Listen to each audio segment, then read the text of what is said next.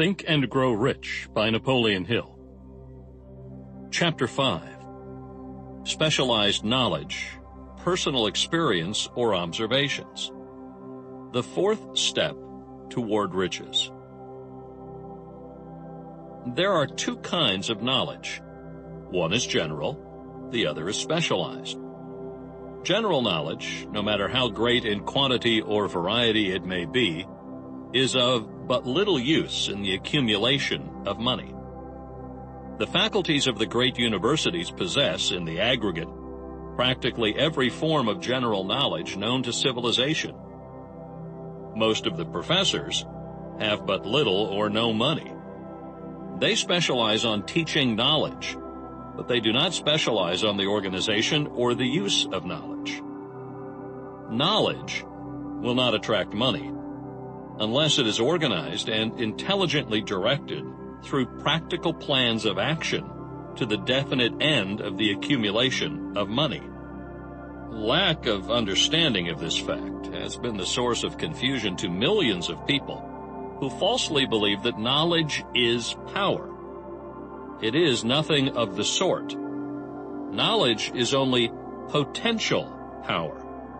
It becomes power only when and if it is organized into definite plans of action and directed to a definite end. This missing link in all systems of education known to civilization today may be found in the failure of educational institutions to teach their students how to organize and use knowledge after they acquire it. Many people make the mistake of assuming that because Henry Ford had but little schooling, he is not a man of education. Those who make this mistake do not know Henry Ford, nor do they understand the real meaning of the word educate. That word is derived from the Latin word educo, meaning to educe, to draw out, to develop from within. An educated man is not necessarily one who has an abundance of general or specialized knowledge. An educated man is one who has so developed the faculties of his mind that he may acquire anything he wants or its equivalent without violating the rights of others. Henry Ford comes well within the meaning of this definition. During the World War, a Chicago newspaper published certain editorials in which, among other statements, Henry Ford was called an ignorant pacifist. Mr. Ford objected to the statements and brought suit against the paper for libeling him. When the suit was tried in the courts, the attorneys for the paper pleaded justification and placed Mr. Ford himself on the witness stand for the purpose of proving to the jury that he was ignorant. The attorneys asked Mr. Ford a great variety of questions, all of them intended to prove by his own evidence that while he might possess considerable specialized knowledge pertaining to the manufacture of automobiles, he was in the main ignorant. Mr. Ford was plied with such questions as the following: Who was Benedict Arnold? And how many soldiers did the British send over to America to put down the rebellion of 1776? In answer to the last question, Mr. Ford replied, I do not know the exact number of soldiers the British sent over, but I have heard that it was a considerably larger number than ever went back. Finally, Mr. Ford became tired of this line of questioning, and in reply to a particularly offensive question, he leaned over, pointed his finger at the lawyer who had asked the question, and said, If I should really want to answer the foolish question you have just asked, or any of the other questions you have been asking me, let me remind you that I have a row of electric push buttons on my desk, and by pushing the right button, I can summon to my aid men who can answer any question I desire to ask concerning the business to which I am devoting most of my efforts. Now, will you kindly tell me why I should clutter up my mind with general knowledge for the purpose of being able to answer questions when I have men around me who can supply any knowledge I require?" There certainly was good logic to that reply. The answer floored the lawyer. Every person in the courtroom realized it was the answer, not of an ignorant man, but of a man of education. Any man is educated who knows where to get knowledge when he needs it and how to organize that knowledge into definite plans of action. Through the assistance of his mastermind group, Henry Ford had at his command all the specialized knowledge he needed to enable him to become one of the wealthiest men in America.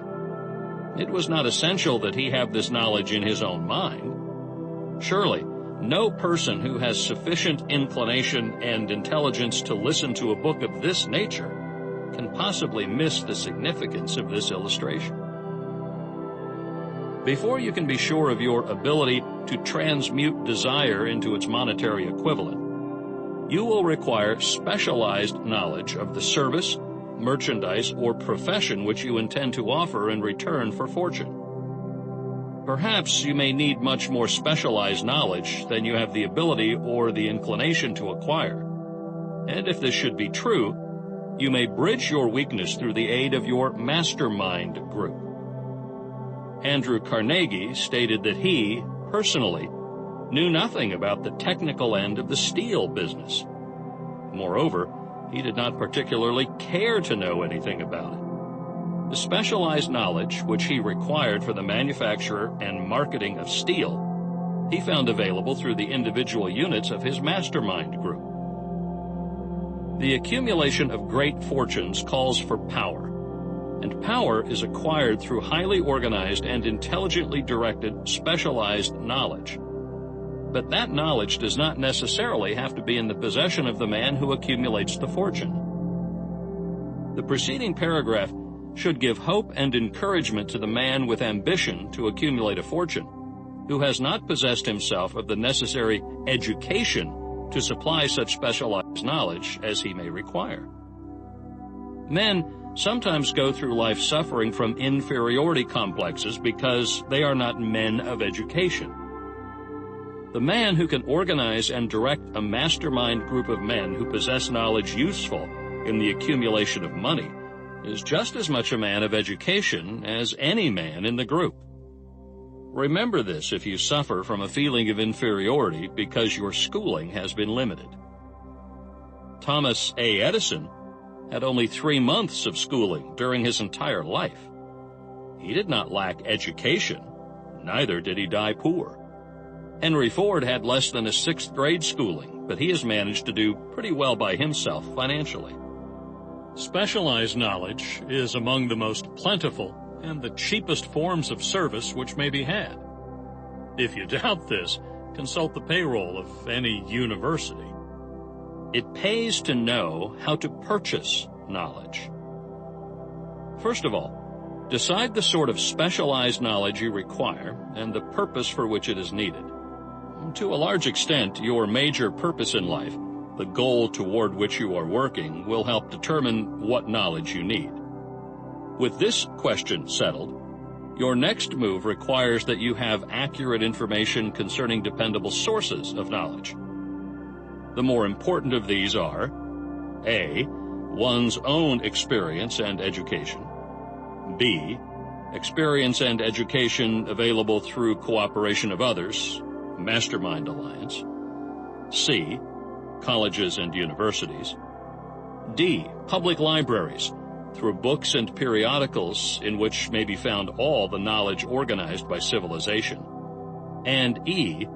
Special training courses, through night schools and home study schools in particular. As knowledge is acquired, it must be organized and put into use for a definite purpose through practical plans. Knowledge has no value except that which can be gained from its application toward some worthy end. This is one reason why college degrees are not valued more highly. They represent nothing but miscellaneous knowledge. If you contemplate taking additional schooling, first determine the purpose for which you want the knowledge you are seeking. Then learn where this particular sort of knowledge can be obtained from reliable sources. Successful men in all callings never stop acquiring specialized knowledge related to their major purpose, business, or profession. Those who are not successful usually make the mistake of believing that the knowledge-acquiring period ends when one finishes school.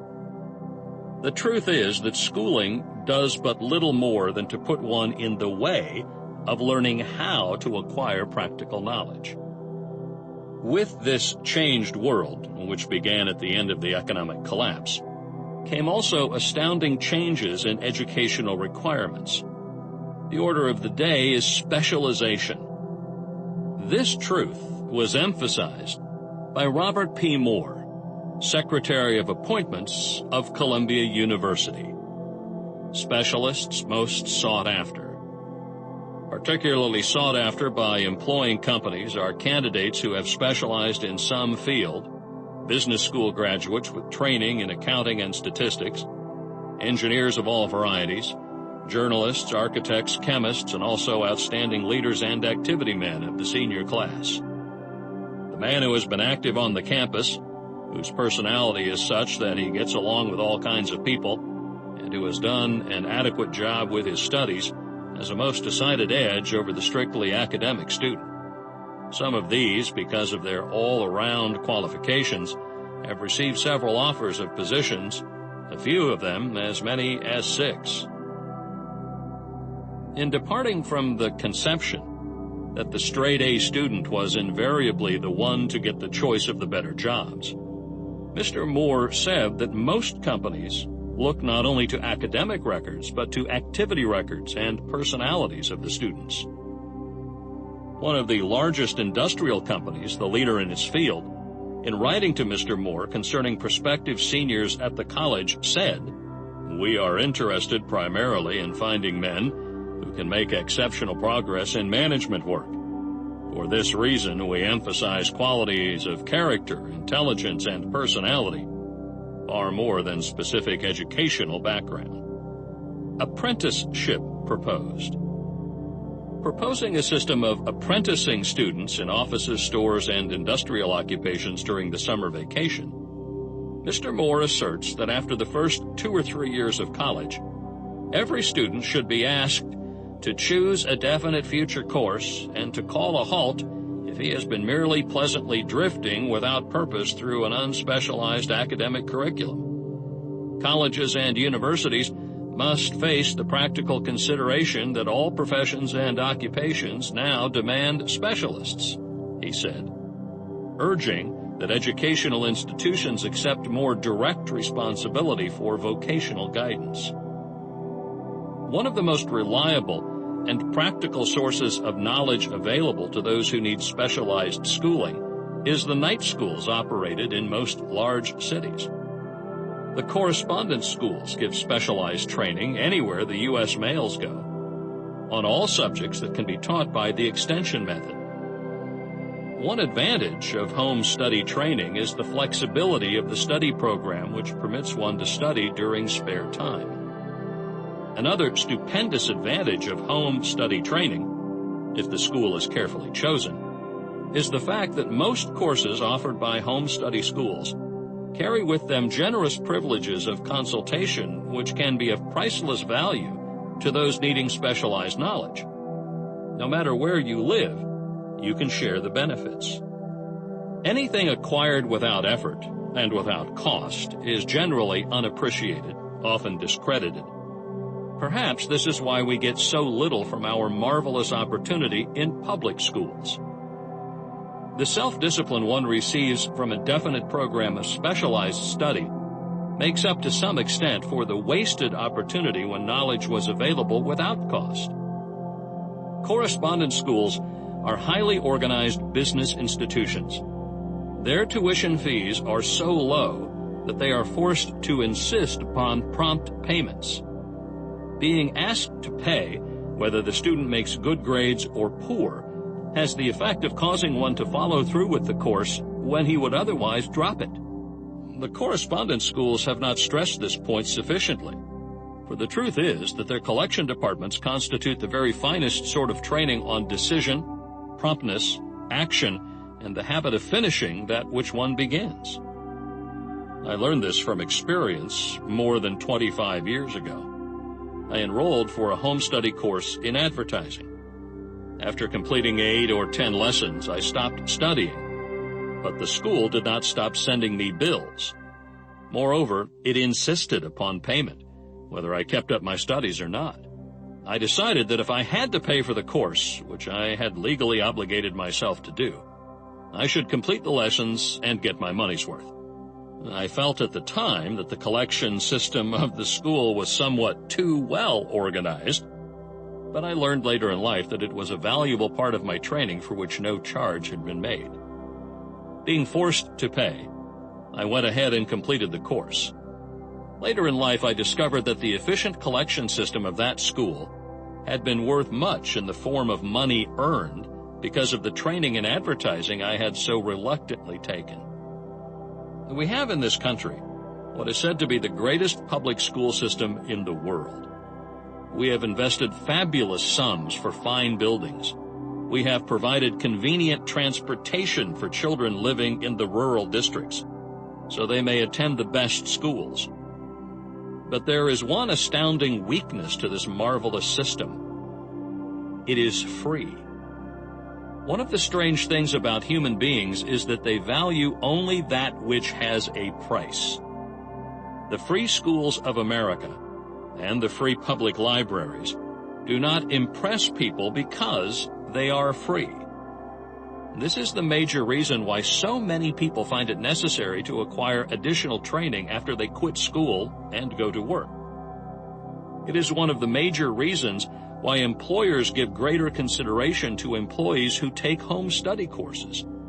They have learned from experience that any person who has the ambition to give up a part of his spare time to studying at home has in him those qualities which make for leadership. This recognition is not a charitable gesture. It is sound business judgment upon the part of the employers. There is one weakness in people for which there is no remedy. It is the universal weakness of lack of ambition. Persons, especially salaried people, who schedule their spare time to provide for home study, seldom remain at the bottom very long. Their action opens the way for the upward climb, removes many obstacles from their path, and gains the friendly interest of those who have the power to put them in the way of opportunity. The home study method of training is especially suited to the needs of employed people who find, after leaving school, that they must acquire additional specialized knowledge but cannot spare the time to go back to school. The changed economic conditions prevailing since the Depression have made it necessary for thousands of people to find additional or new sources of income. For the majority of these, the solution to their problem may be found only by acquiring specialized knowledge. Many will be forced to change their occupations entirely. When a merchant finds that a certain line of merchandise is not selling, he usually supplants it with another that is in demand. The person whose business is that of marketing personal services must also be an efficient merchant. If his services do not bring adequate returns in one occupation, he must change to another, where broader opportunities are available. Stuart Austin Weir prepared himself as a construction engineer and followed this line of work until the Depression limited his market to where it did not give him the income he required. He took inventory of himself, decided to change his profession to law, went back to school, and took special courses by which he prepared himself as a corporation lawyer. Despite the fact the Depression had not ended, he completed his training, passed the bar examination, and quickly built a lucrative law practice in Dallas, Texas. In fact, he is turning away clients. Just to keep the record straight, and to anticipate the alibis of those who will say, "I couldn't go to school because I have a family to support," or "I'm too old," I will add the information that Mr. Weir was past 40 and married when he went back to school. Moreover, by carefully selecting highly specialized courses in colleges best prepared to teach the subject chosen, Mr. Weir completed in 2 years the work for which the majority of law students require 4 years. It pays to know how to purchase knowledge. The person who stops studying merely because he has finished school is forever hopelessly doomed to mediocrity, no matter what may be his calling. The way of success is the way of continuous pursuit of knowledge. Let us consider a specific instance. During the Depression, a salesman in a grocery store found himself without a position. Having had some bookkeeping experience, he took a special course in accounting, familiarized himself with all the latest bookkeeping and office equipment, and went into business for himself. Starting with the grocer for whom he had formerly worked, he made contracts with more than 100 small merchants to keep their books at a very nominal monthly fee. His idea was so practical that he soon found it necessary to set up a portable office in a light delivery truck, which he equipped with modern bookkeeping machinery. He now has a fleet of these bookkeeping offices on wheels and employs a large staff of assistants, thus providing small merchants with accounting service equal to the best that money can buy at very nominal cost. Specialized knowledge plus imagination were the ingredients that went into his unique and successful business. Last year, the owner of that business paid in income tax almost 10 times as much as was paid by the merchant for whom he worked when the Depression forced upon him a temporary adversity which proved to be a blessing in disguise. The beginning of this successful business was an idea. Inasmuch as I had the privilege of supplying the unemployed salesman with that idea, I now assume the further privilege of suggesting another idea which has within it the possibility of even greater income. Also the possibility of rendering useful service to thousands of people who badly need that service. The idea was suggested by the salesman who gave up selling and went into the business of keeping books on a wholesale basis. When the plan was suggested as a solution of his unemployment problem, he quickly exclaimed, "I like the idea, but I would not know how to turn it into cash." In other words, he complained he would not know how to market his bookkeeping knowledge after he acquired it. So that brought up another problem which had to be solved. With the aid of a young woman typist, clever at hand lettering, and who could put the story together, a very attractive book was prepared, describing the advantages of the new system of bookkeeping.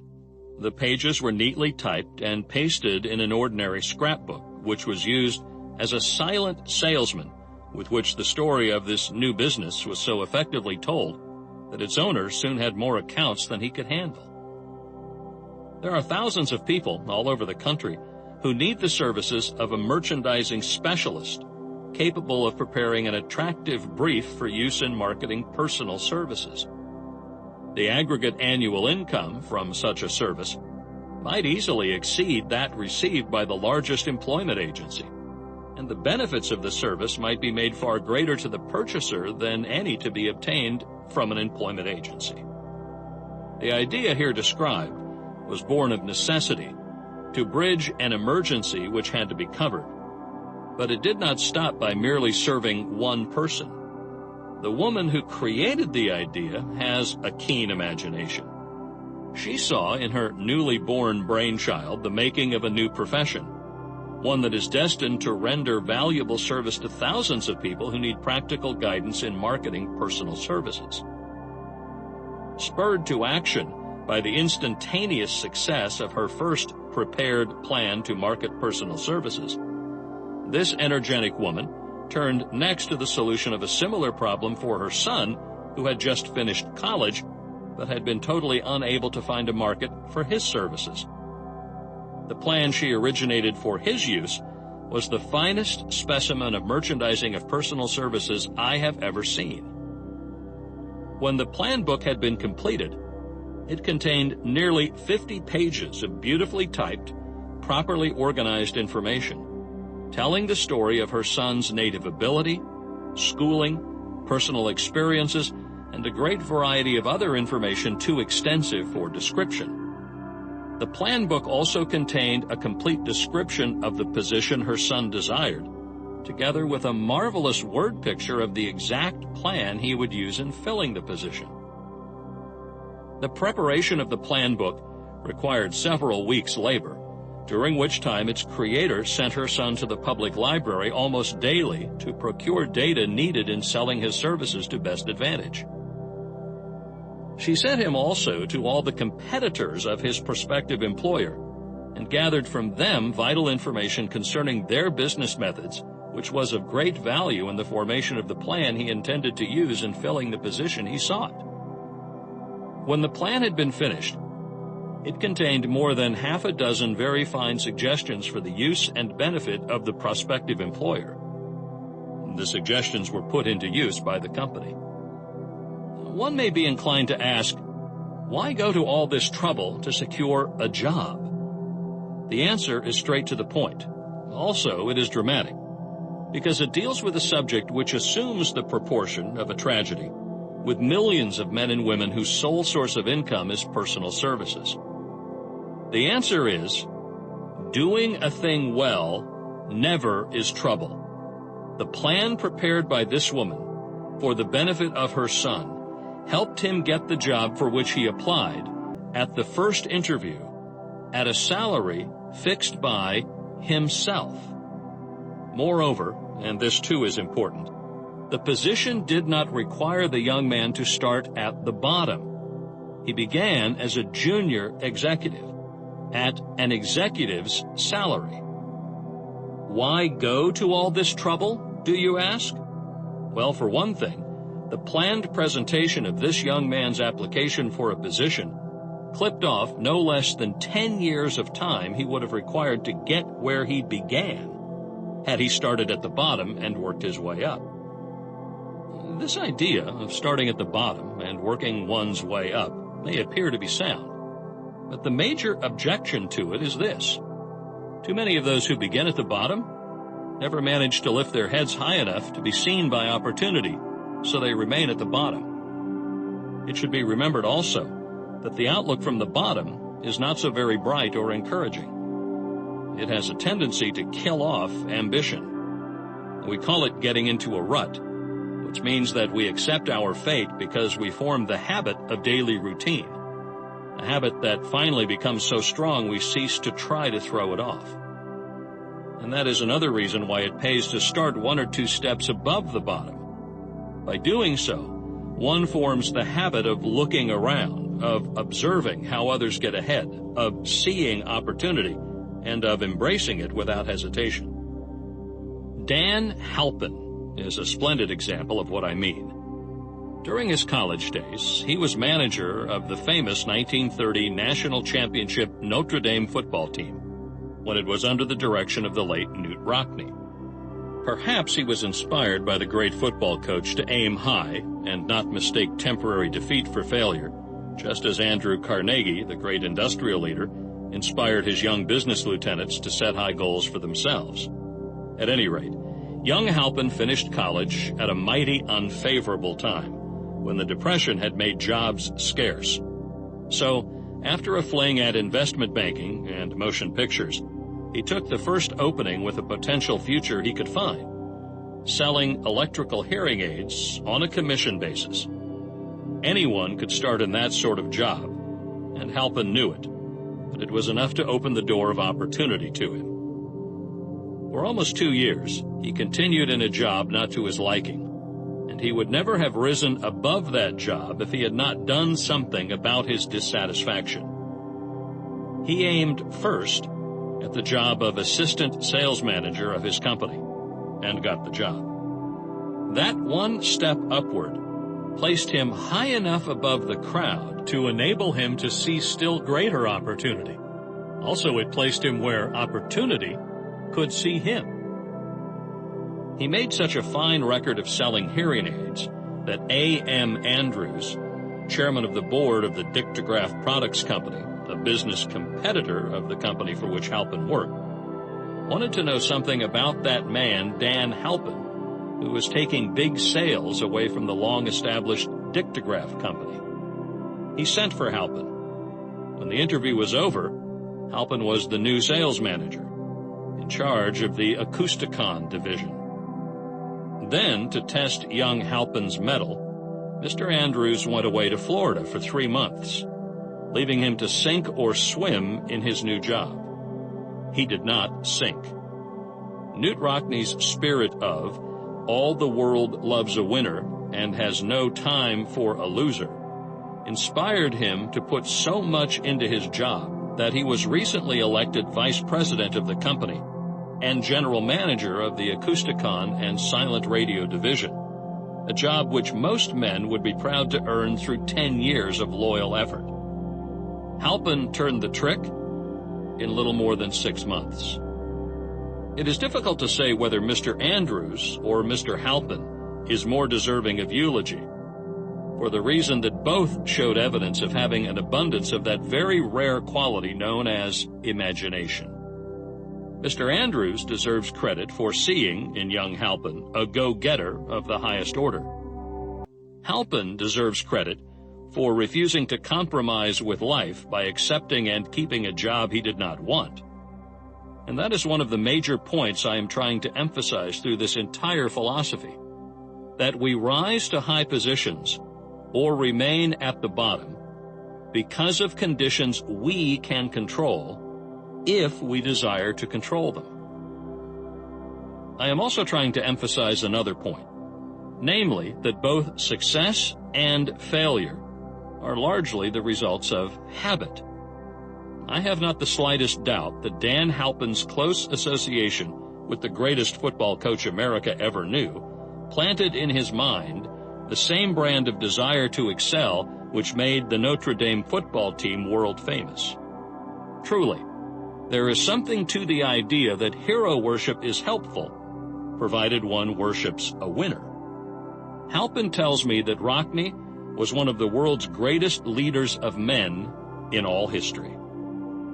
My belief in the theory that business associations are vital factors, both in failure and in success, was recently demonstrated when my son Blair was negotiating with Dan Halpin for a position. Mr. Halpin offered him a beginning salary of about 1/2 what he could have gotten from a rival company. I brought parental pressure to bear and induced him to accept the place with Mr. Halpin because I believe that close association with one who refuses to compromise with circumstances he does not like is an asset that can never be measured in terms of money. The bottom is a monotonous, dreary, unprofitable place for any person. That is why I have taken the time to describe how lowly beginnings may be circumvented by proper planning. Also, that is why so much space has been devoted to a description of this new profession created by a woman who was inspired to do a fine job of planning because she wanted her son to have a favorable break. With the changed conditions ushered in by the world economic collapse, came also the need for newer and better ways of marketing personal services. It is hard to determine why someone had not previously discovered this stupendous need, in view of the fact that more money changes hands in return for personal services than for any other purpose. The sum paid out monthly to people who work for wages and salaries is so huge that it runs into hundreds of millions, and the annual distribution amounts to billions. Perhaps some will find, in the idea here briefly described, the nucleus of the riches they desire. Ideas with much less merit have been the seedlings from which great fortunes have grown. Woolworth's 5 and 10 cent store idea, for example, had far less merit, but it piled up a fortune for its creator. Those seeing opportunity lurking in this suggestion will find valuable aid in the chapter on organized planning. Incidentally, an efficient merchandiser of personal services would find a growing demand for his services wherever there are men and women who seek better markets for their services. By applying the mastermind principle, a few people with suitable talent could form an alliance and have a paying business very quickly. One would need to be a fair writer with a flair for advertising and selling, one handy at typing and hand lettering, and one should be a first-class business getter who would let the world know about the service. If one person possessed all these abilities, he might carry on the business alone until it outgrew him. The woman who prepared the personal service sales plan for her son now receives requests from all parts of the country for her cooperation in preparing similar plans for others who desire to market their personal services for more money. She has a staff of expert typists, artists, and writers who have the ability to dramatize the case history so effectively that one's personal services can be marketed for much more money than the prevailing wages for similar services. She is so confident of her ability that she accepts, as the major portion of her fee, a percentage of the increased pay she helps her clients to earn. It must not be supposed that her plan merely consists of clever salesmanship, by which she helps men and women to demand and receive more money for the same services they formerly sold for less pay. She looks after the interests of the purchaser as well as the seller of personal services, and so prepares her plans that the employer receives full value for the additional money he pays. The method by which she accomplishes this astonishing result is a professional secret which she discloses to no one excepting her own clients. If you have the imagination and seek a more profitable outlet for your personal services, this suggestion may be the stimulus for which you have been searching. The idea is capable of yielding an income far greater than that of the average doctor, lawyer, or engineer, whose education required several years in college. The idea is saleable to those seeking new positions, in practically all positions calling for managerial or executive ability, and those desiring rearrangement of incomes in their present positions. There is no fixed price for sound ideas. Back of all ideas is specialized knowledge. Unfortunately, for those who do not find riches in abundance, specialized knowledge is more abundant and more easily acquired than ideas. Because of this very truth, there is a universal demand and an ever-increasing opportunity for the person capable of helping men and women to sell their personal services advantageously. Capability means imagination, the one quality needed to combine specialized knowledge with ideas in the form of organized plans designed to yield riches. If you have imagination, this chapter may present you with an idea sufficient to serve as the beginning of the riches you desire. Remember, the idea is the main thing. Specialized knowledge may be found just around the corner. Any corner.